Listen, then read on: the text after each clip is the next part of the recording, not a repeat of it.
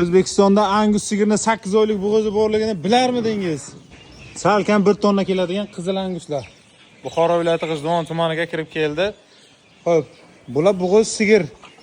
8 oylik bo'g'oz sigir, 2-3 qoringa bo'g'oz. Narxlari hozir videoning davomida aytib boraman. Mollarni yaxshilab tomosha qilinglar. Videolardan. Xudo xolasa bular 8 oylik bo'g'oz, hammasi o'zay qilingan, qisir bo'g'oz qilingan. Aniq may oyida tug'adigan mollar. Narxlariga keladigan bo'lsak, 58 ming so'm живой вес o'lchab beriladi. Mana bu yoqda g'unojillarimiz ham bor. G'unojillarimiz 70 ming edi. 70 mingdan o'tib beradigan joylarimiz ham bor.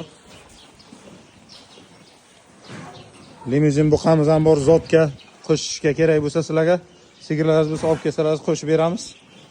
Mana bu yoqda 900 kilo salkam keladigan qizil angus buqamiz ham bor qo'shib berishga zotga.